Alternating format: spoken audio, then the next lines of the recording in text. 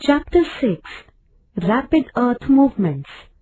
In this chapter, we will study the rapid Earth movements caused by the internal processes. Rapid Earth movements. At times, there is a large scale and sudden release of energy in the interior of the Earth. This gives rise to rapid Earth movements.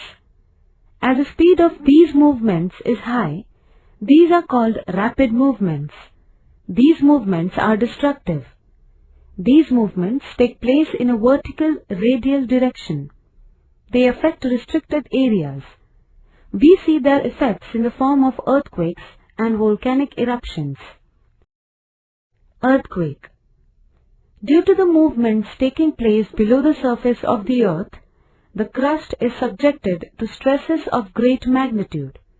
If this stress exceeds a critical limit, the energy gets released suddenly.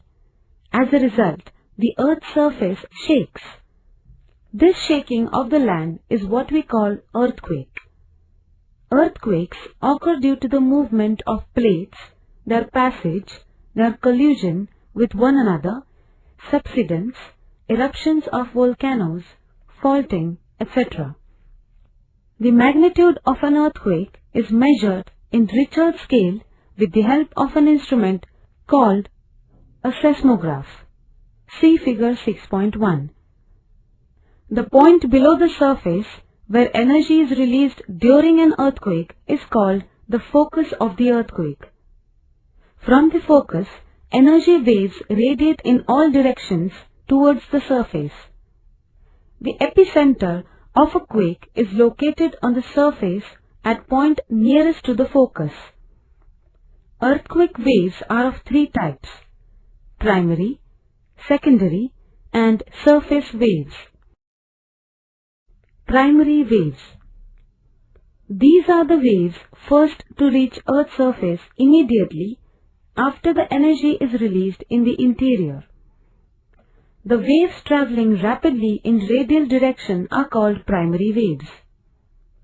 Due to these waves, the grains in the rocks move forward and backward in the direction of the waves. Secondary waves. The waves reporting at the surface after the primary waves are called secondary waves. These waves also radiate in all directions from the point of the focus of the quake. Due to these waves, the grains in the rocks move up and down, that is, perpendicular to the direction of the movement of the waves. Therefore, these waves are very destructive. Surface waves. Primary and secondary waves affect the surface on reaching it. As a result, a new set of waves gets generated at the surface. These waves spread along the circumference of the Earth. Due to these waves, the grains in the rock move up and down as also sideways. Therefore, these waves prove to be the most destructive. Volcano. Hot materials in the liquid, solid, and gaseous form are ejected on the Earth's surface from the mantle of the Earth. This process is called a volcanic eruption. During an eruption, ash, water vapor, various types of gases, hot and molten rocks in the form of lava, etc. are thrown out. Types of volcanoes based on nature of eruption. Central vent volcano. If lava is released through a vent, a pipe-like opening, it is called a central vent volcano. In this process, the ejected material gets settled near the mouth of the central vent. This gives rise to conical volcanic mountains. For example, Vesuvius, Italy, and Kilimanjaro, Tanzania. Fissure volcano. At times, when a volcanic eruption takes place, lava is released through a number of fissures and cracks.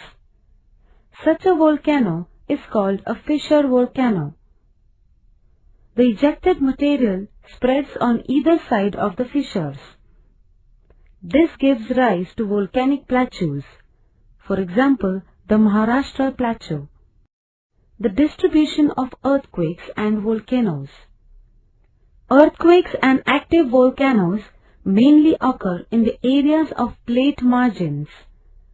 Active volcanoes are mainly distributed around the Pacific Ocean.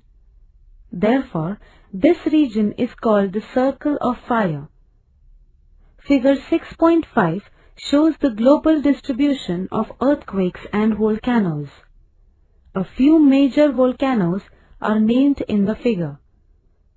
Find the continents or oceans in which they are located. Plates.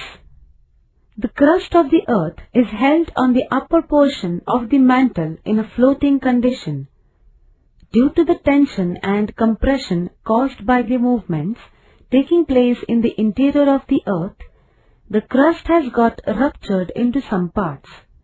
These parts are called plates. The earth's crust is divided into 7 major and a few minor plates. Study figure 6.5 and make a list of the plates shown. Plates are formed along some margins, whereas they get consumed along some other margins. The continents and oceans rest over the plate surfaces. Of these, the continental crust is made up of Sial, while the ocean crust is made up of Sima. Continents. The vast portions of land that appear over the sea level are called continents. In all, there are 7 continents on the earth. In the order of their area, they are Asia, Africa, North America, South America, Antarctica, Europe, and Australia. In the interior parts of the continents, there exists a shield. A shield is the land portion that is most ancient and has never been under the sea.